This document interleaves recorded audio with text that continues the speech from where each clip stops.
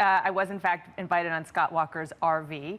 He was racing between campaign stops in Iowa. And while we were there, I asked him about his comment that he would tear up the Iran nuclear deal on day one of his presidency and whether that's realistic.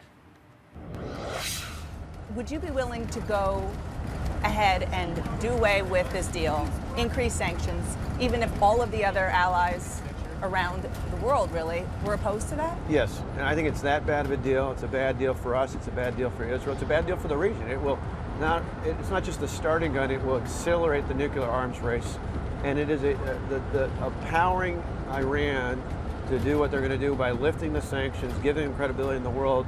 Not only emboldens the problems that we have in terms of their illicit nuclear infrastructure, but this is the leading state sponsor of terrorism. But the U.S. can't lead in a vacuum, right?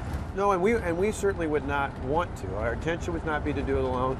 I would seek to get the support of Congress, not just to reinstate the existing sanctions, but put in place more crippling ones, and to get others. I think if America was to lead and make the case as to why these sanctions are needed and why we need to petition in that regard, I think we could get most of it. The reason the sanctions were so beneficial and so effective is because the whole world joined in on them. Exactly. If the U.S. was going it alone with sanctions, Iran would say, all right, U.S., whatever, we can, still trade with everybody else. So it wouldn't really work, would it?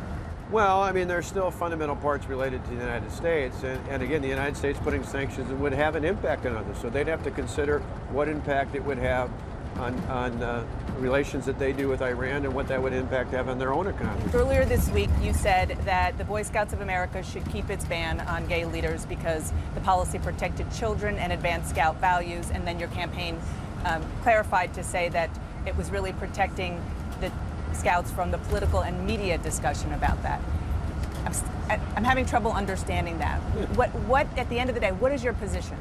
I'm not talking about personal protection. I'm talking about, for me, the reason why I didn't have a problem with it is I just think it pulls scouting into a whole larger political and cultural debate as opposed to just saying scouting is about camping and citizenship and merit badges and service awards instead of pulling all these other issues out there. And I would just hope that they could stay focused. That's all. So, but should there be a ban on allowing gay men to be Scout leaders? That's up to the people who run the Boy Scouts. One thing that people find unique, I guess, whether you like it or not, is I actually answer questions. People ask me a question, I'll answer a question. But you're not really answering this one. Sure, I said in this case, that's what I thought. I thought the policy was just fine. Okay. I'm saying when I was in Scouts, it was fine. But you're asking what should the policy be going forward? It should be left up to the leaders of the Scouts. Do you think that being gay is a choice? Oh, I mean, I think that's not even an issue for me to be involved in. The bottom line is I'm going to stand up and work hard for every American, regardless of who they are, no matter where they come from, no matter what their background. I'm going to fight for people, and no matter whether they vote for me or not. To act on behalf of people is to do that properly. You have to understand, or at least have an opinion on who they are and where they're coming from. But again, I think in the end you don't. No, I don't have an opinion on every single issue out there. I mean, to me, I don't know. I don't know the answer to that question. So I'm saying that from an opinion standpoint, I don't know what the answer to that is. And again, I'm going to spend my time focused on things that I do know and what I can work on. You have taken an interesting position in that you say that legal immigration should be limited. Why is that? And is that, some people might look at that and say that's completely counter to what America was founded on.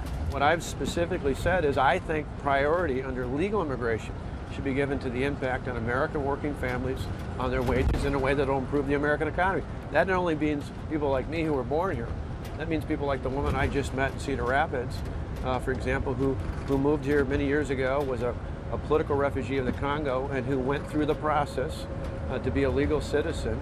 She's working here, and I believe for her and for others who were born here, there needs to be a priority given to say we're going to do things that make sure we put priority on American working families and their wages. Doesn't mean there won't ever be legal immigration. It just says that's where our priority should be. You once backed a path to citizenship for undocumented immigrants, and then you say now that you changed your mind and you believe it's amnesty. You are running as somebody who's principled and authentic. How do you square changing your positions, or at least the impression that your positions have changed with that? Let me just read you one quick thing.